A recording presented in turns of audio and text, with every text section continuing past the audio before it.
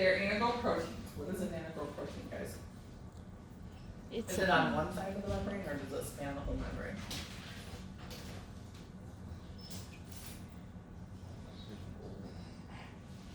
Spans the whole membrane, right? Okay. So they're embedded in the plasma membrane. These guys carry large, non-polar, polar, or ionic molecules. They usually transport glucose and amino acids, you guys. So glucose and amino acids, to get them inside the cell, usually have carrier proteins. When we get to the kidney or renal stuff, we'll see this. The carrier proteins have specific binding sites for these guys. The proteins change shape to transport molecules, and it resumes original shape after transport. And so it physically changes. You have to remember that these are three-dimensional structures, and so because they're three-dimensional structures, when glucose binds to it, to the binding site, it's going to cause this three-dimensional protein, globular protein, to change shape and kick it out to the other side. So this is a carrier protein carrying glucose across the membrane. This would be an amino acid transport carrier protein carrying it to the other side. Okay? And again, they're going down their concentration gradient. So do we have to use ATP? No. No. And if we're not using ATP, is it passive or active transport? Passive. It's passive transport. Okay. Let's look at carrier proteins are similar to enzymes because they're three-dimensional proteins, just like enzymes are. Enzymes catalyze reactions. These guys carry stuff across the membrane. These guys show specificity. So if this is an amino acid carrier protein, you're not going to get glucose to be transported or fructose to be transported. They show competition. So if you have two molecules that are similar in shape, they're going to compete for that binding site to get transported. Just like enzymes. If you have two different substrates that are similar, they're going to compete for that same enzyme binding spot. Okay? Is that kind of like Narcan? Yes. So if you're talking, what's the other drug? Help me out. That you take Narcan for? The overdose? Opioids. So opioids, like if you take an opioid overdose, the Narcan is going to compete for those binding spots, and it's going to be less toxic than the opioids. And so it will help you recover from an overdose. Okay, that's a perfect example.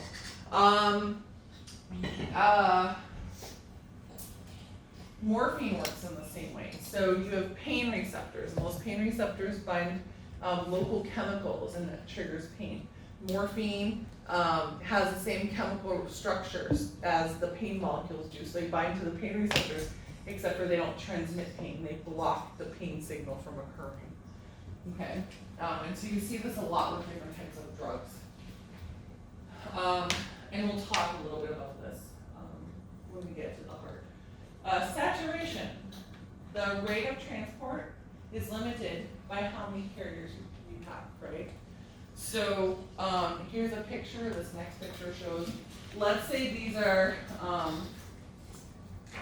let's say this is, I don't know if it tells you. I just say it's glucose. It's not glucose though. It's like sucrose or whatever you want to say. But we'll just say glucose. So if you have a little bit of glucose, the carrier protein is going to carry it just fine, right? Let's say you add 100 molecules of glucose. What's going to happen to the rate of transport? Is it going to increase or decrease? Increase. What happens if you have 1,000 glucose molecules on one side? Are the carrier proteins going to go faster? Work faster? They will. Okay. And so the more glucose you add, the faster those carrier proteins are going to transport the glucose. Until you reach the maximum capacity of those carrier proteins, right? So they're going to plug and chug until the change in shape limits how fast they can plug and chug, or how fast they can move glucose, right? And so if I add 100,000 glucose molecules out here, these guys are going to plug and chug, but they can't get any faster. And so when they're plugging and chugging at max speed and they can't get any faster, we say that these guys are saturated. They're still working, they're still plugging and chugging at their max speed, they just can't go any faster, okay? So, the amount of carrier proteins in a membrane limits how fast you can transport these guys. Are they all at a 1-to-1 ratio? No, they're not all at a 1-to-1 ratio. So, that's a good question. I was listening, I have, like, on YouTube, they have, like, some of these, like, med school year 1 review audio things you can listen to, and so I was going over, like, an osmosis and diffusion thing. And they talk about the basics, so like what we covered, they'll talk about that too, but then you also need to know the permeability, like how many carrier proteins do the certain cells have. Like if you're talking about the intestine and kidney, they have way more than just the body tissues. So you have to know the generalized areas, plus you have to know how many molecules are gonna transport, right? You have to know if it's active or passive. So we'll talk about sodium, a sodium potassium pump. Sodium potassium pump is gonna pump 3 sodium out and 2 potassium in. So it's not a 1-to-1 ratio. And then you have to know, like, if you could compete with something else that's like glucose that will bind or compete with it, or if something will inhibit it, or like the plasma membrane when you heat it up, like if somebody has a temperature, that's gonna affect it. If somebody is really cold, that's gonna affect it. And so like there are all these parameters that we don't really talk about. But they're there, okay? But the gist of it is, the more molecules you add on the outside, the faster that carrier protein is gonna work until it's at its max speed. And then once it's at its max speed, it's not gonna be able to transport any faster. So that's facilitated diffusion, okay? So if I'm talking about an ion channel, am I gonna use an ion channel for sodium or glucose? Glucose is too big. Pick again. Sodium? That's okay, how do you know? You're just learning this stuff, right? What about a carrier protein? Would a carrier protein most likely carry sodium ions or glucose? Let's see. Glucose, because it's bigger. Okay, so you're gonna use a carrier protein for bigger stuff, and you're gonna use the little ion channels for ions. Okay, the last thing we have to talk about is active transport. Active transport is called active transport because, look at the concentration gradient. You're going from where there's less molecules to where there's more molecules. Do molecules like going to order? Do they like going where there's more? So I think you learn like those 5 laws of, I forget what they're called, thermodynamics, that's what they're called. And so you covered molecules after myself. I put on my husband's running shoes this morning for my shoes. That's how out of it I was. I'm like, oh, these are kind of tight. Let me adjust them, and it still didn't click. And I'm like, oh wow, they're really cushiony, but they're kind of like, my feet must be really swollen because they're tight. And then I get out in the sunlight and I'm like, oh my god, these aren't my shoes. I hope he doesn't go running today because he's not going to have them. So I'm just like, it's been, yeah, wow, a really weird day. So I'm like, okay. But so you learn that molecules like to go to chaos, right? They don't like to be ordered, right? They don't like to be like in a crystalline structure. So same thing with this. You're gonna take molecules from where there's less order and shove them where there's more order. Do they like to go? No. What do you have to expend to get them to go to that side? ATP. You need to break off a phosphate group to transfer energy to this carrier protein to get that molecule to go. Okay? So let's talk about active transport. Active transport is pumping substances across the membrane against their concentration gradient. It requires ATP. You have to have ATP. Even though you won't always see ATP in the pictures. If you're going from a low concentration to a high concentration, you need ATP. These guys are usually referred to as pumps. So if I say ATP pump, you know that you're using ATP, and that's driving the pump to transport whatever it is from low to high. This is a generic picture. So here's potassium on the outside, here's potassium on the inside. In order to get it to go from low to high, you have to expend ATP.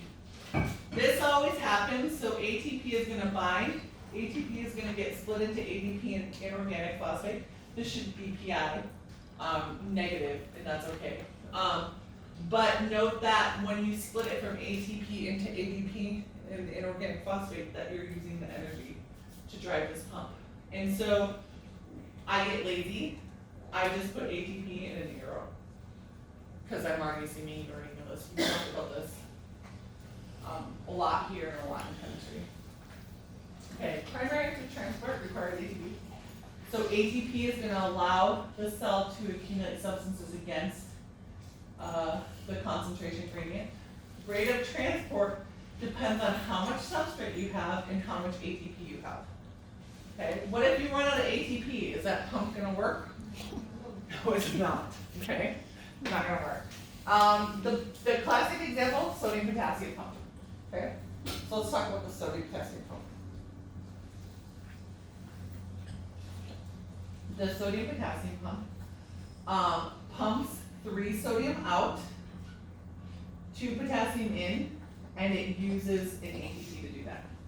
Okay, so this is called a sodium potassium ATPase pump because it has an ATP binding site. So it has like an enzyme site where ATP binds and it splits off the phosphate group. So this is the little enzyme site. And then this is the pump. And so ATP pump is telling you that it needs ATP. And if it needs ATP, is it passive or active? Active. It's active, okay? So if I say it's an ATP pump, you know it's active transport. If I say ATPase pump, you know it's using ATP to drive the pump. Either way, ASE denotes an enzyme function. ATPase means you're cleaving that phosphate off of the ATP, using it to do work. ATPase is usually pump. So we get lazy in biology, we use these sort of interchangeably. And it's not that way in chemistry, it's okay. So, but the point is, ATP binds, that phosphate group breaks off, energizes the pump. You're gonna pump out 3 sodium, and then you're gonna pump in 2 potassium. So, for 1 ATP, how many sodium do you kick out? 3. How many potassium do you drag in? 2. 2. Can we reuse this pump? Do we break it down every time? We're done with it, or is it recyclable? It's recyclable. Okay, what does it have to work? ATP. Okay, and you have to have sodium inside to pump out, and you have to have potassium outside to pump in. But if you go back to your intracellular fluid, you guys will know that potassium is high here and sodium, potassium is high here. Potassium is high here and sodium is high here. And we'll get into how you have a supply of sodium and potassium. Secondary active transport, I don't ask you this on an exam, but I want you to be aware of it. Because again, your intestines and kidney, because they're trying to pull in so many molecules, your intestines and kidney use these. Okay? And so secondary active transport basically is using ATP to drive the first pump, right? So ATP is binding, sodium's getting kicked out, potassium's getting dragged in. Where is sodium highest on this picture? Inside or outside? No, outside. Outside, okay? And so sodium can go in, if sodium can go into the cell, is it gonna wanna go into the cell? Yes, it's higher here, so it's gonna wanna go down. So the second pump uses sodium's concentration gradient to drag another molecule against its concentration gradient. So sodium is gonna go down its concentration gradient, and it's gonna drag glucose along with it. Normally, would we have to use ATP for this? to get glucose from low to high. Yes. We would have to use ATP. But we get away with not using ATP because we have a high concentration of sodium up here. How do we get that high concentration? We used ATP in the first one. Okay. So why use 2 ATPs when you can just use one and use a concentration based off of that to drive another pump? And that's how you actually get a lot of glucose in to your interstitium from your urine, and that's how you get a lot of glucose in from your intestine into your interstitium and blood. Big transport molecules. How do we get big molecules inside the cell? We have to have another mechanism, okay? And so we do a lot of different types of things. Exocytosis is kicking large molecules out. Endocytosis is bringing large molecules in, okay? Let me show you pictures. So exocytosis would be taking a vesicle full of waste molecules, or it could be like digestive enzymes that you want to kick out of the pancreas, or salivary juices of mucus, or milk from mammary glands. So what happens is this vesicle fuses with the plasma membrane and dumps out its contents. Okay? That's how you get large molecules out. How do you get large molecules in? Endocytosis. So endocytosis is you're going to take whatever it is you're trying to take in, the membrane is going to grow around it, you're going to form a vesicle and pull the vesicle in. Okay? White blood cells do this really effectively with bacteria. So let's say this is a white blood cell and here's a bacterium. It's going to surround the bacterium and then it's going to engulf the bacterium. And then it's going to merge like a lysosome with it and destroy the bacteria. Phagocytosis is engulfing or eating. This is what's shown. White blood cells are a good example of that. Penocytosis and receptor-mediated endocytosis are a little bit different. Penocytosis is taking a molecule from one side to the other side. And so you're, in essence, engulfing it, so you're endocytosing it, and then you're kicking it out to the other side. So here's the capillary, the inside of the blood vessel. Here's the interstitium. You want these large molecules to go through. They can't go through. So you're just going to pinch them off in a vesicle. They're going to transport them through that cell membrane and dump them out to the other side. Receptor-mediated endocytosis. This is how we get cholesterol inside of our cells. So cholesterol is going to bind to the receptors, and once enough cholesterol binds to these receptors, it's going to start invaginating and form a vesicle. And so that's endocytosis. And so you have a bundle of cholesterol that you can use for the plasma membrane. Any questions on that? Filtration. Filtration works like a sieve, okay? We got a little dose of filtration on Monday, right? It depends on pressure grading. So in your body, filtration depends on pressure grading. You have a high pressure in one compartment and a lower pressure in another, and filtration is going to force fluid from one side to another. All right? Blood pressure, an example of this, blood pressure is going to cause fluid movement out of the capillary into your interstitium. Water and small molecules move through that membrane, large molecules stay in the blood. What are we talking about? What large molecules stay in the blood? Cholesterol? Or no? Okay, cholesterol's good, right? Red blood cells do. White blood cells, platelets. Give me a large plasma protein. We probably haven't talked about it yet. Albumins. Okay, albumins is a big one. What gets filtered out? So what are the small molecules that I'm talking about that are going to go through the capillary into the interstitium? Or if we're talking about the kidney, through the glomerulus into the urine? Glucose? Ions, so your small guys. Okay, so think about, yeah, glucose normally needs, right, insulin and whatnot, but if you're talking about filtering through the glomerulus, through the capillary, it's just going to slide right through the capillary. So your ions, your water, glucose, gases. This is more so like the first, your molecular activity you have, one of the questions at the bottom of the page. There are other mechanisms. So there are other mechanisms. We see this more so with hormones. So we have things called secondary messenger systems. And I think you'll talk more about this in micro, but I'm not sure. This is more of, you usually talk about this when you're talking about immunology. So you have one